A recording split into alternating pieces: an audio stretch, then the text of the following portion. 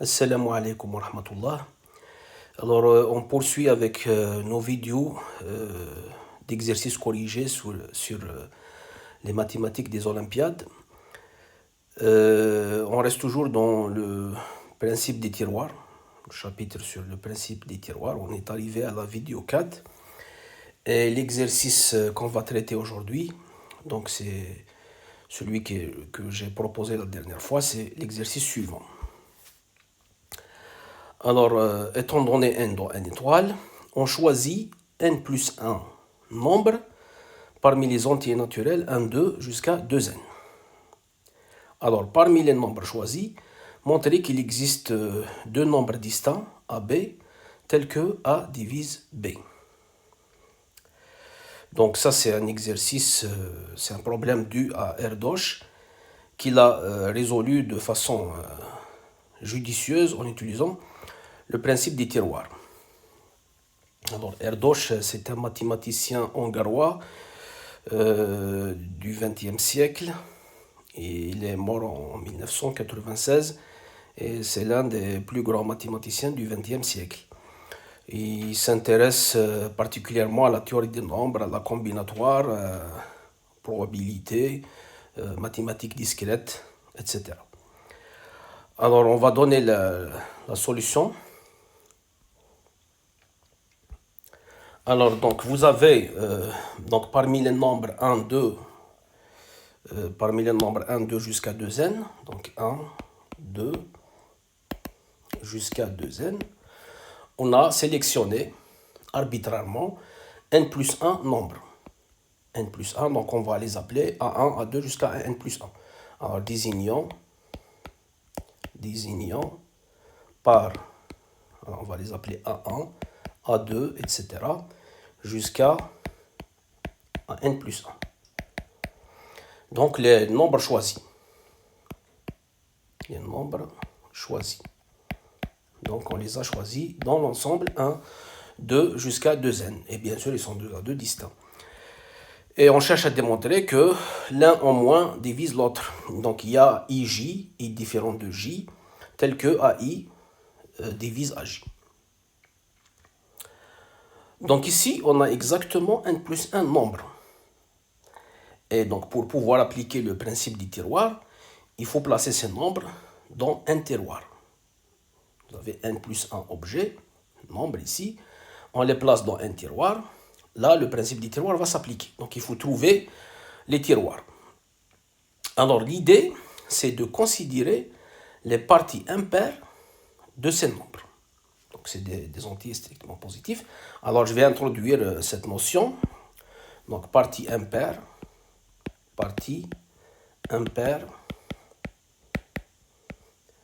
d'un entier strictement positif.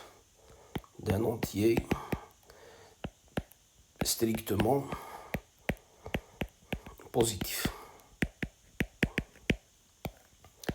Alors, on va introduire cette notion. Alors, si je considère, si je prends n dans n étoile, alors je peux écrire n, je peux diviser par 2 un certain nombre de fois. Donc je divise par 2 si c'est possible. Après je trouve un nombre, je continue à le diviser par 2 si c'est possible, etc. Je m'arrête quand l'opération n'est pas possible. Bien sûr, dans les entiers. Donc c'est des divisions euclidiennes. Il faut que la division soit possible, c'est-à-dire que le résultat soit un entier. Donc ici, n, je vais l'écrire alors dans ce cas-là, sous la forme de puissance k par L. Avec k et L des entiers, et L impair. Voilà. Et ce L-là, c'est ça en fait la partie impaire de grand N. Le L, c'est ça la partie impaire. On peut dire que L, donc, c'est le plus grand diviseur impair de N. Donc la partie impaire, là, on va le noter comme ça, impair de N, c'est égal à L. Donc c'est le plus grand diviseur impair de N. Et 2 puissance K, c'est la plus grande puissance de 2 qui divise N. Par exemple, alors pour que ce soit très clair, on va prendre par exemple 72. Je divise par 2, je trouve 36, donc c'est 2 fois 36. 36, c'est divisible par 2, donc je continue. Donc c'est 2 fois 2 fois 18. 18, c'est divisible par 2, je continue. Donc 2 fois 2 fois 2, donc 2 puissance 3 fois 9. Et là, je m'arrête. 9, c'est un nombre impair. Et donc la partie impaire de 72, c'est égal à 9. Et donc l'idée, c'est de considérer les parties impaires des entiers choisis à 1, à 2 jusqu'à n plus 1. Donc, alors, considérons. Alors, on va appeler ces parties impaires L1, L2 jusqu'à Ln, Ln plus 1. Les parties impaires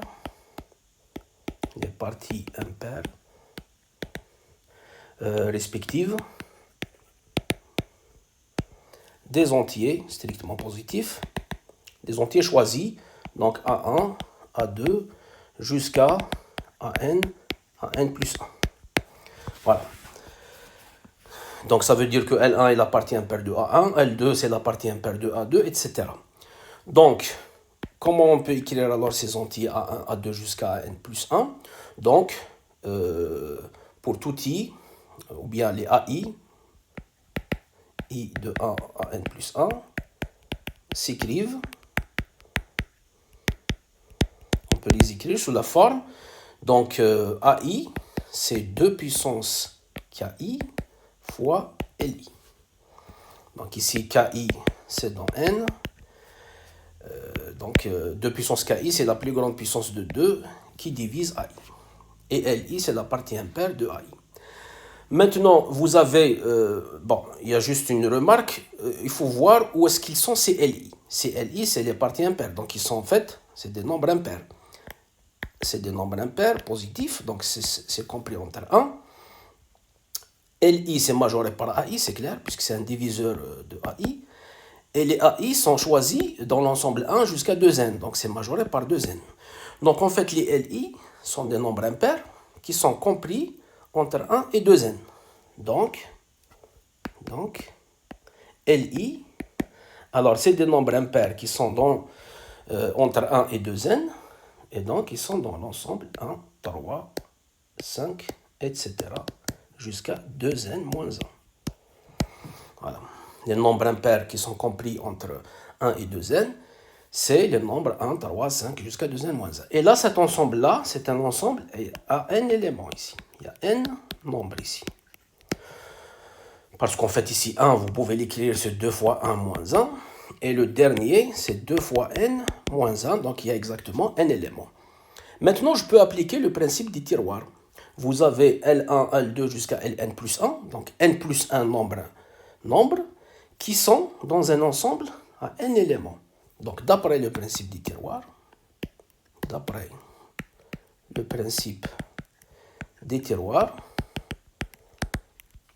donc il existe IJ, donc IJ ça va être donc dans 1, 2 jusqu'à n plus 1, avec I différent de J, tel que LI soit égal à LJ. Voilà. Donc je répète, vous avez L1, L2 jusqu'à Ln plus 1, donc n plus 1 nombres, qui sont dans un ensemble, ici, donc l'ensemble 1, 3, 5, etc., c'est un ensemble à n éléments. Donc vous avez n plus 1 nombre dans un ensemble à n éléments, donc il y a au moins deux nombres qui sont identiques, qui sont égaux.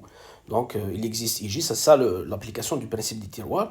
Donc il existe IJ tel que I différent de J, avec I différent de J, tel que LI égale à LJ. C'est-à-dire qu'il existe deux entiers AI à J, tels que AI et AJ, de sorte que AI et AJ ont la même partie impaire.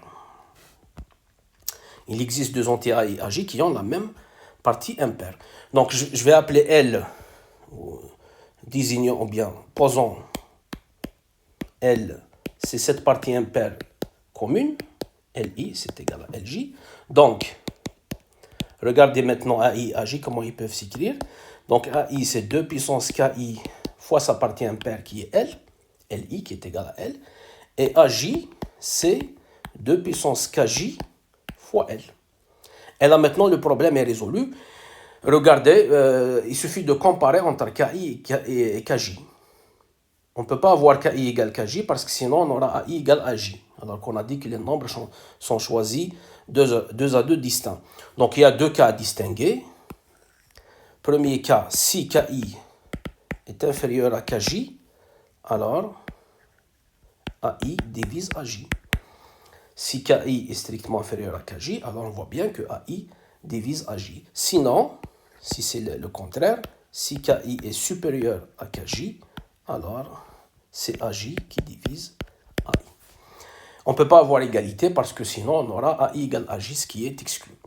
Voilà, donc on a trouvé deux éléments, on a montré l'existence de deux entiers, AI, AJ, tels que AI divise AJ ou l'inverse, AJ divise AI. Donc ainsi s'achève cette solution. J'aimerais faire un petit commentaire sur cette solution.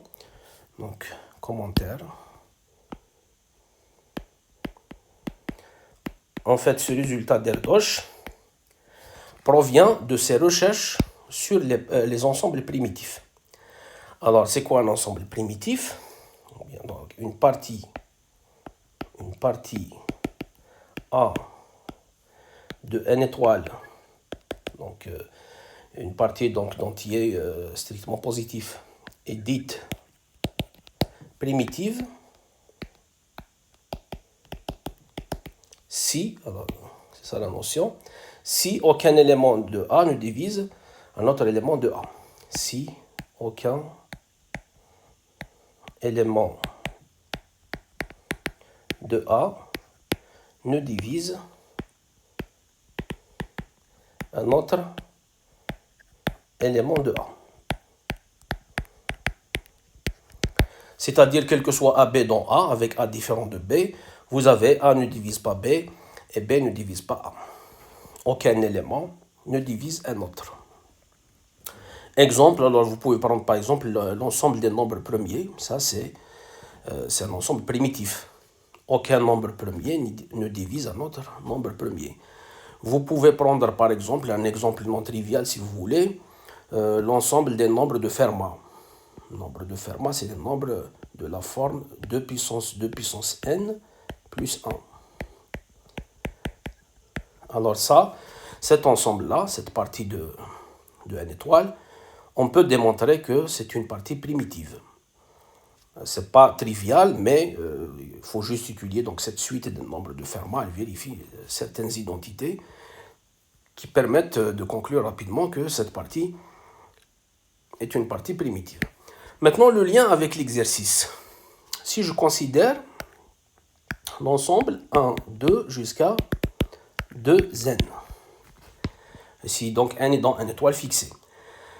Qu'est-ce qu'il nous dit le résultat de l'exercice? Il nous dit que si vous prenez une partie à n plus 1 élément ici, dans cet ensemble, alors l'un des éléments divise, il existe un élément qui divise un autre dans cette partie. Ça veut dire que cette partie-là n'est pas primitive. Donc le résultat de l'exercice précédent peut se reformuler autrement en disant que une partie de cardinal n plus 1 de cet ensemble n'est jamais primitive.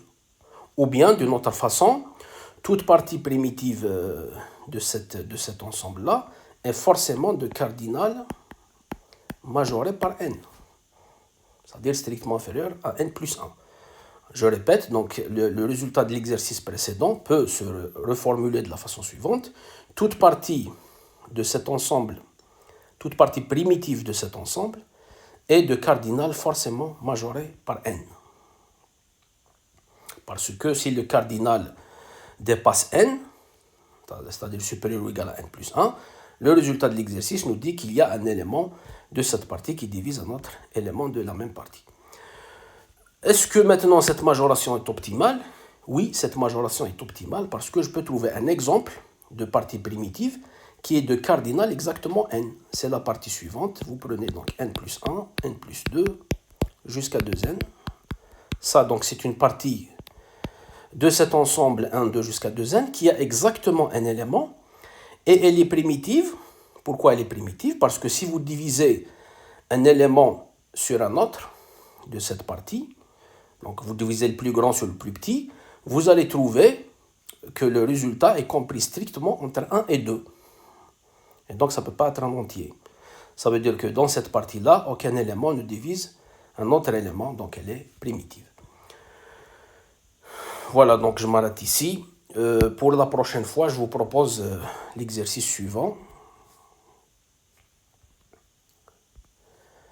Alors, étant donné n un entier strictement ou bien supérieur ou égal à 2, et A1, A2 jusqu'à An des entiers quelconques dans Z, pas forcément distincts, montrer qu'il existe une partie non vide grand I de l'ensemble 1, 2 jusqu'à N, pour laquelle le nombre entier somme de AI, I dans I, est multiple de N.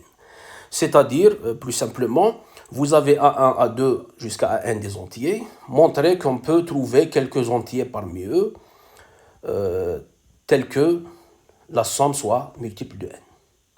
J'insiste sur le fait que I soit non vide, parce que si grand I est vide, la somme sur un ensemble vide c'est 0, et 0 c'est un multiple de N, ça devient trivial.